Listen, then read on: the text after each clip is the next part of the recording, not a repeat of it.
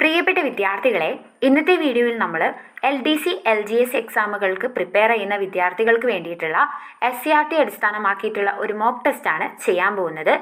Physics, chemistry, biology എന്നീ 3 വിഷയങ്ങളിൽ നിന്നും എടുത്തിട്ടുള്ള 10 വീതം ചോദ്യങ്ങളാണ് നമ്മൾ വീഡിയോയിൽ ഉൾപ്പെടുത്തിയിട്ടുള്ളത്. 30 ചോദ്യങ്ങൾ, 25 മാർക്ക് നമുക്ക് കട്ട് ഓഫ് ആയിട്ട് എടുക്കാം. 30 മാർക്കും സ്കോർ ചെയ്യാൻ ശ്രമിക്കുക. വീഡിയോ മുഴുവനായിട്ട് കാണാൻ ശ്രമിക്കുക.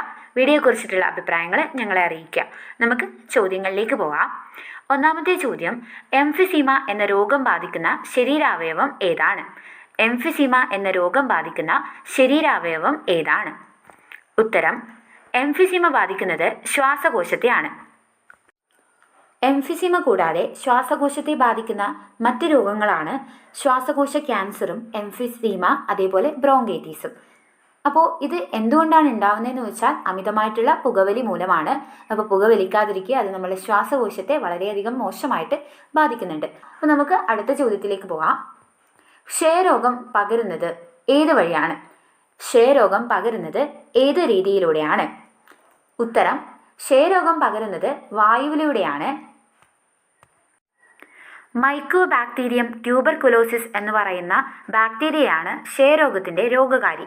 ഇതിൻ്റെ പ്രധാനപ്പെട്ട മുഖ്യ ലക്ഷണങ്ങൾ ശരീരത്തിന് ഭാരക്കുറവ് അനുഭവപ്പെടുകയും ക്ഷീണം, സ്ഥിരമായ ചുമ എന്നിവയാണ്. അപ്പോൾ ലക്ഷണങ്ങൾ തന്ന രോഗം കണ്ടുപിടിക്കാനൊക്കെ ചോദ്യങ്ങൾ വരാം.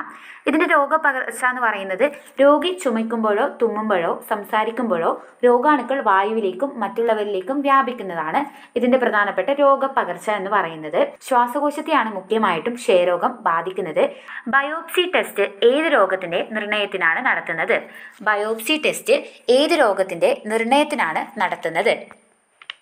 ഉത്തരം, ക്യാൻസറിൻ്റെ ടെസ്റ്റാണ് ബയോപ്സി ടെസ്റ്റ്.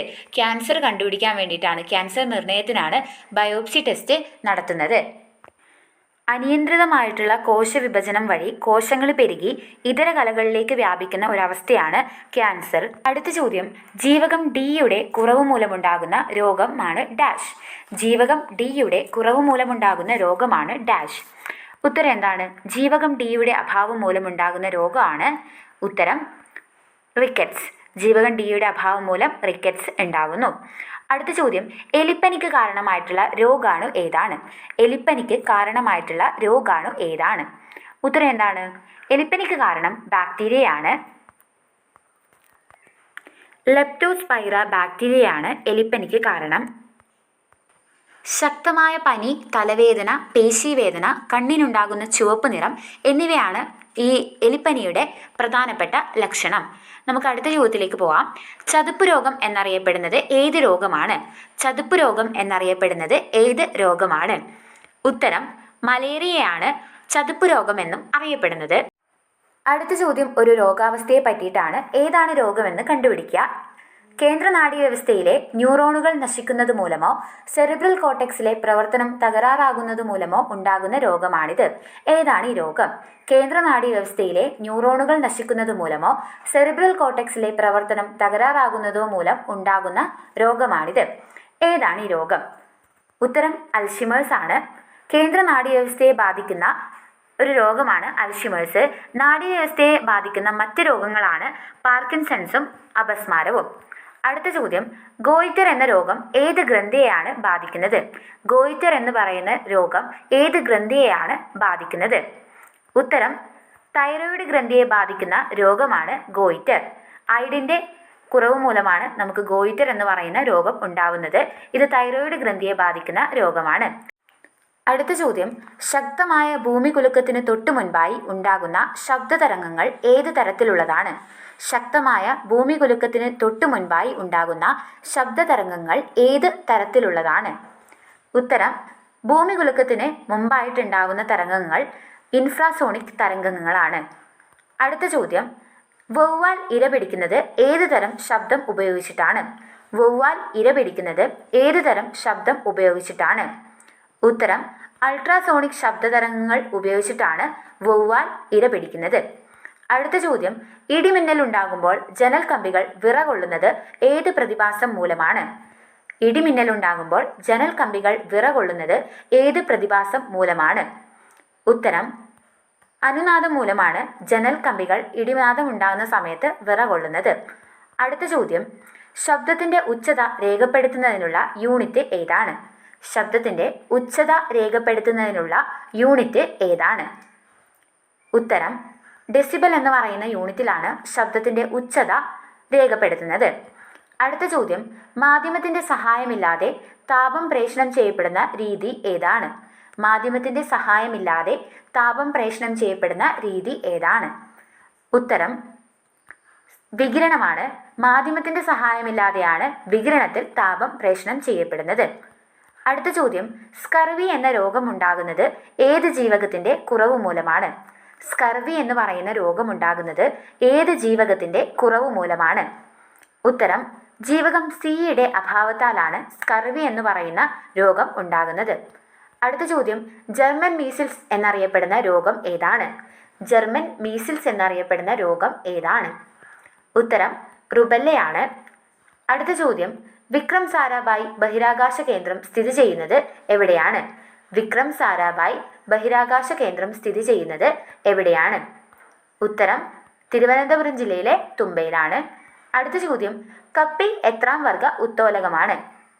കപ്പി എത്രാം വർഗ ഉത്തോലകമാണ്? ഉത്തരം കപ്പി ഒന്നാം വർഗ ഉത്തോലകമാണ്.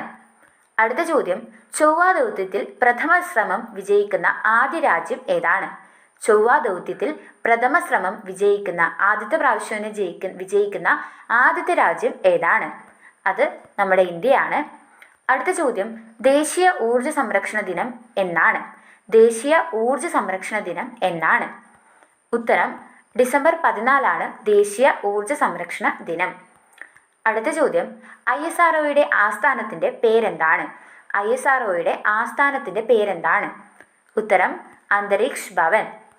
അടുത്ത ചോദ്യം, ജലം ഐസാകുന്ന താപനില എത്രയാണ്? ജലം ഐസാകുന്ന താപനില എത്രയാണ്?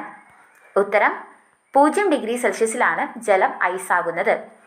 അടുത്ത ചോദ്യം, താഴെ പറയുന്നവയിൽ ഏതിനാണ് അറ്റോമിക നമ്പറും അറ്റോമിക ഭാരവും തുല്യമായിട്ടുള്ളത്? താഴെ പറയുന്ന മൂലകങ്ങളിൽ ഏതിനാണ് അറ്റോമിക നമ്പറും അറ്റോമിക ഭാരവും തുല്യമായിട്ടുള്ളത്? ഉത്തരം ഹൈഡ്രജൻ ആണ് അറ്റോമിക നമ്പറും ഭാരവും തുല്യമായിട്ടുള്ളത്. അടുത്ത ചോദ്യം, ആവർത്തന പട്ടികയുടെ അതായത് പീരിയോഡിക് ടേബിളിൻ്റെ 4ാമത്തെ പീരിയഡിൽ ഉൾക്കൊള്ളുന്ന മൂലകങ്ങളുടെ എണ്ണം എത്ര? പീരിയോഡിക് ടേബിളിലെ 4ാമത്തെ പീരിയഡിലുള്ള മൂലകങ്ങളുടെ എണ്ണം എത്രയാണ്?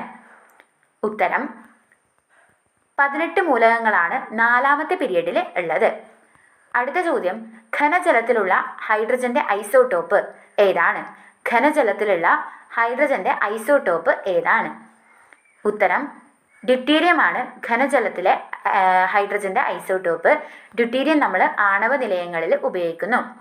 അടുത്ത ചോദ്യം, താഴെ പറയുന്ന വാതകങ്ങളിൽ അലസവാതകം അല്ലാത്തത് ഏത്?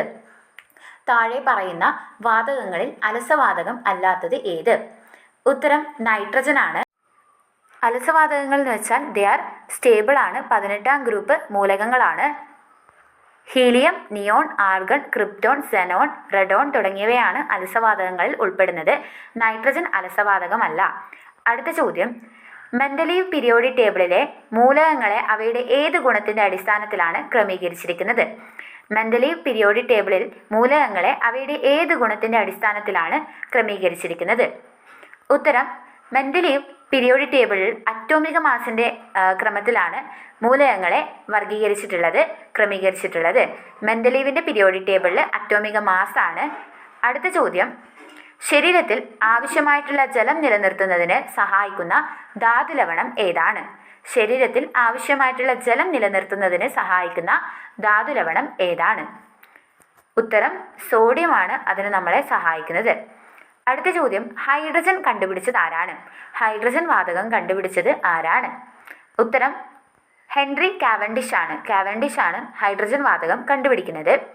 ഉത്തരം ചില ഖരപദാർത്ഥങ്ങളെ ചൂടാക്കുമ്പോൾ ദ്രാവകമാവാതെ നേരിട്ടവ വാതകമായിട്ട് മാറുന്നുണ്ട്. ഈ പ്രക്രിയ ഏത് പേരിലാണ് അറിയപ്പെടുന്നത്? സാധാരണ ഖരപദാർത്ഥങ്ങൾ ചൂടാക്കുമ്പോൾ ദ്രാവകമായിട്ട് ആണ് മാറേണ്ടത്. ഇത് ദ്രാവകമായിട്ടല്ല മാറുന്നത്, നേരിട്ട് വാതകമായിട്ട് മാറുന്നു. ഈ പ്രക്രിയ അറിയപ്പെടുന്ന പേരെന്താണ്? ഉത്തരം ഉത്പതനമാണ്, സബ്ലിമേഷൻ. ഈ ഉത്പാദനം സംഭവിക്കുന്ന പദാർത്ഥങ്ങൾക്ക് ഉദാഹരണമാണ് കർപ്പൂരം, അമോണിയം ക്ലോറൈഡ്, അയഡിൻ തുടങ്ങിയവ. പാറ്റഗുളിക തുടങ്ങിയവയൊക്കെ ഉത്പാദന സ്വഭാവമുള്ള പദാർത്ഥങ്ങളാണ്. ഇവ ഖരപദാർത്ഥങ്ങളാണ്. ചൂടാക്കുമ്പോൾ ഇവ നേരിട്ട് വാതകമായിട്ട് മാറുന്നു. അടുത്ത ചോദ്യം, ജലത്തിലൂടെ വൈദ്യുതി കടത്തിവിട്ടാൽ അതിനെ ഹൈഡ്രജനും ഓക്സിജനുമായി വിഭജിക്കാമെന്ന് 1806 കണ്ടെത്തിയ ശാസ്ത്രജ്ഞൻ ആരാണ്? ജലത്തിലൂടെ വൈദ്യുതി കടത്തിവിട്ടാൽ അതിനെ ഹൈഡ്രജനും ഓക്സിജനുമായിട്ട് വിഭജിക്കാമെന്ന് 1806 കണ്ടെത്തിയ ശാസ്ത്രജ്ഞൻ ആരാണ്? ഉത്തരം സർ ഹംഫ്രി ഡേവിയാണ് ഇത് കണ്ടെത്തുന്നത്. 30 ചോദ്യങ്ങളായിട്ടുണ്ട്. നിങ്ങളുടെ മാർക്ക് കമൻറ്റ് ചെയ്യാൻ മറക്കരുത്. അതേപോലെ വീഡിയോ പറ്റിയിട്ടുള്ള അഭിപ്രായങ്ങൾ അറിയിക്കുക. വീഡിയോയുടെ കൂടെ ഉത്തരത്തിൻ്റെ കൂടെ ആ ചാപ്റ്ററിനെ പറ്റി പറയുന്നത് നിങ്ങൾക്ക് ഉപകാരപ്പെടുന്നുണ്ടെങ്കിൽ തീർച്ചയായിട്ടും ഞങ്ങളെ അറിയിക്കുക. ഇതുപോലുള്ള വീഡിയോകൾ നമ്മൾ കൂടുതൽ ചെയ്യുന്നതായിരിക്കും. നമുക്ക് അടുത്ത വീഡിയോയിൽ മറ്റൊരു ടോപ്പിക്കുമായിട്ട് കാണാം. അതുവരേക്കും ബൈ.